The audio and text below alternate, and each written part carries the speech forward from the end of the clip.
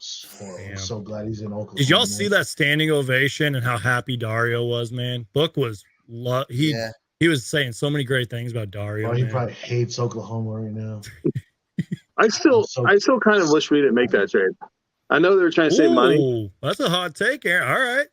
Say it. Dude, Dario was a waste of space, bro. I wish we would have shut brother-in-law Shamit. Before his injury, great player. After the injury, done.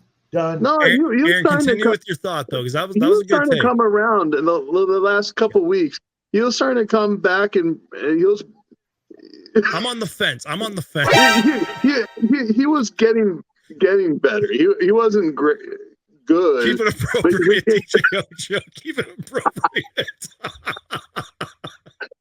He was getting better, and I feel like he would give more to the team than get flagged and monitored. Oh my god, Beasley or Bailey or Bar. I don't even know the guy's name because he hasn't. Yeah, him. I understand. Before I give my thoughts, what do you think about? Should we have made that Dario trade? That's a good question, Aaron. That was a good thought. What do you think, Iris? For Bazley? Yeah. Let's change the subject a little bit. Well, Dario is my boy because he's Croatian like me, right? Oh. I like Dario, but he was so slow. Oh, yeah. Exactly. Yeah. Thank you. He was. But we're not even playing Bazley. Yeah. Can we at least trade him for a player that we could have played? Or that Monty would have liked? Maybe his second brother-in-law. It's not that I don't think Monty likes him, but you are right. Like, maybe there was a better trade there. I think it was a salary kind of trade as well. OKC can figure out what they want to do with him, because I had somebody who covers the Thunder on this channel talking about that. Well, remember we talked I want about to see Darius Bazley, man. Right now, Dario's production would have been better than nothing. Remember, it was all about salary. Remember we were talking about that? $20 million. It's whose contracts are disposable right now that we can get rid of, so this luxury tax doesn't hit us and hit us. And the one thing though is we were going to get nothing for Dario.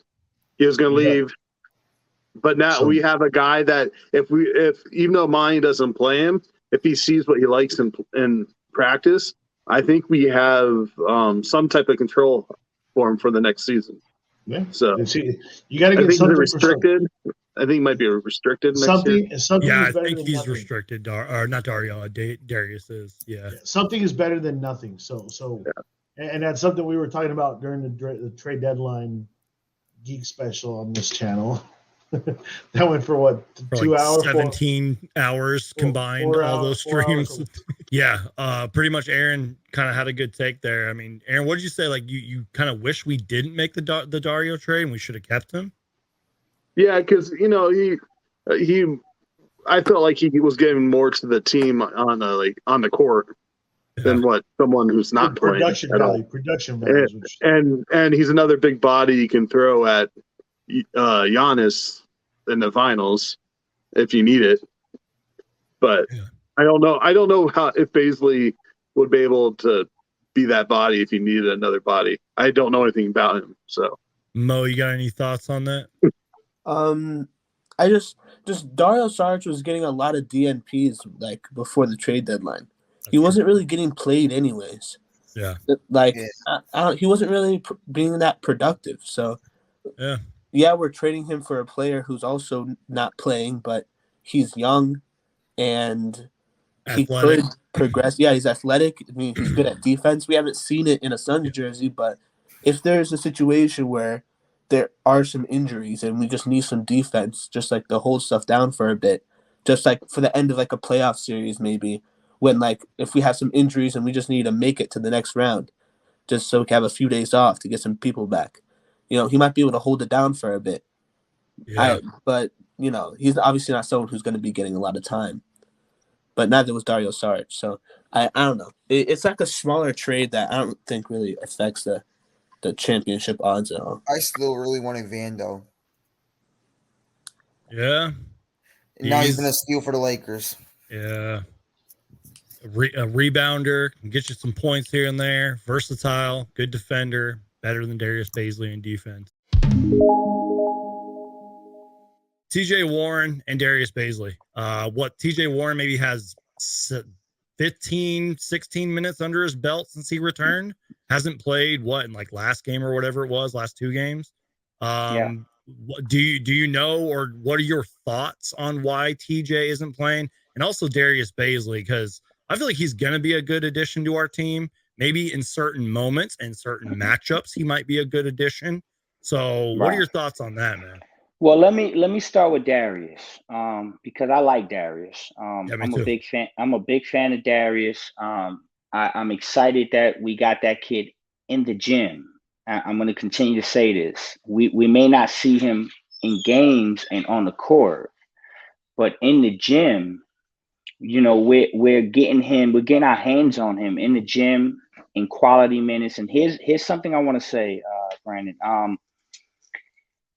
This is a 22-year-old kid that's 6'9", that can guard 5 positions, who's uber talented, but was in a situation in Oklahoma City where they were gifting minutes.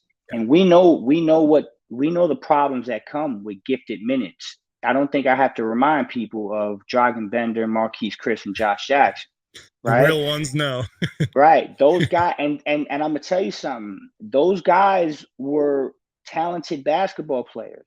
They just were not ready for the minutes of the NBA and the grind of the NBA. And so our team at the time too. And correct. Was.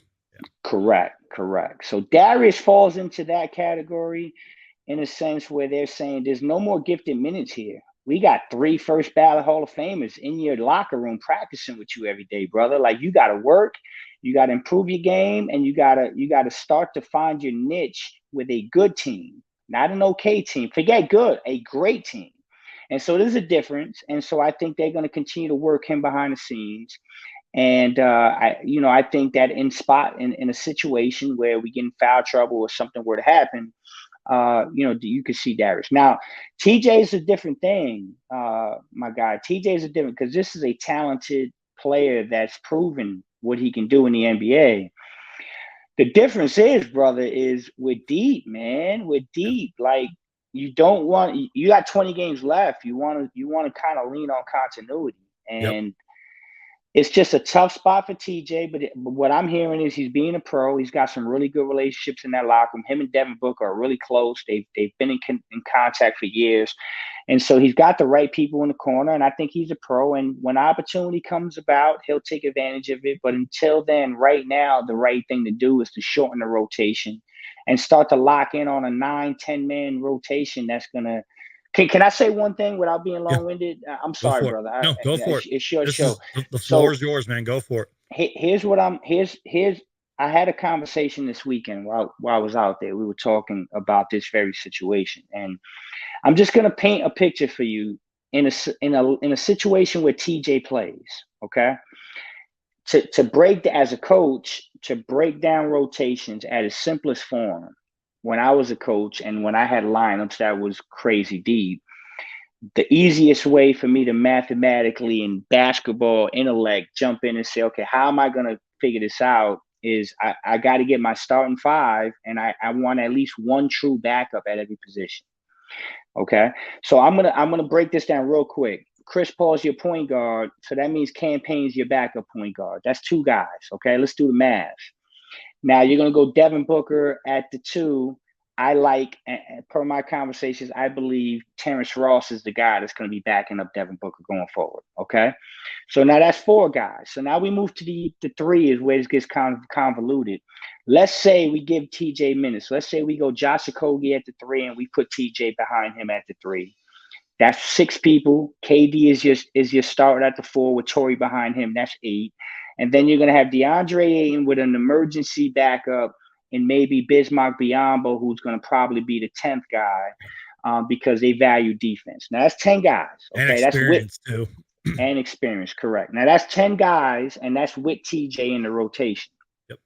Now, here's what you just did. You just took away Damian Lee, the best 3-point shooter in basketball percentage-wise. He can't play now. Okay? That's what you just did. Landry Shamet can't play now. Okay? So Ish Wainwright can't play now. And so when you look at that, you start to say, you're going to lose somebody. And I think the Suns are more comfortable losing TJ Warren than they are losing Damian Lee right now. And I think that's the line in the sand right there. Is if we play TJ, that means to play Damian, we're going to have to go 11 deep. And that's just way too much. So right now, correct. So right now, I think they're leaning towards letting Damian continue to work and get those minutes. But that can change, and we'll see how practice and everything else goes and see if later on in the season TJ can find his way into the rotation. But tough situation, brother. It's a numbers crunch. And right now, I think TJ is kind of right on the edge of being the odd guy out. You know what, though, man? While you were talking about all that, I can't repeat this enough, man. I really believe this. And I feel like Monty Williams, James Jones believe this as well. These are good problems to have. Look at some of the names you mentioned. Like TJ Warren's going to be a professional coming off of the bench. You know he can light it up when he gets hot. Damian Lee, whenever he gets out of this funk that he's in, we've seen what he can do, especially in the fourth quarters. Then we just got guys up and down the roster. The way that I've always looked at it is, I mean, obviously Kevin Durant changes everything. Well, real quick, Aaron, I'm going to full screen you because we got to look at this epic bobblehead collection one last time before you get out of here, man. Look at that. Look at that beautiful ball. Oh, my God, man. Diamondbacks players, Suns players. I know you're a Patriots fan. Ooh. There's so many. Oh, my God, man. That's beautiful. That's some Mr. Funko Potato Pops. Head up there. Yeah, Funko Pops. Devin Booker. God, Zombies. yeah. There it is. There's the gorilla up there. The gorilla up there. With some sailboats up there. Some gargoyles. What else we got over there? All right. Aaron, thanks for being here, man. I appreciate you hopping on, man.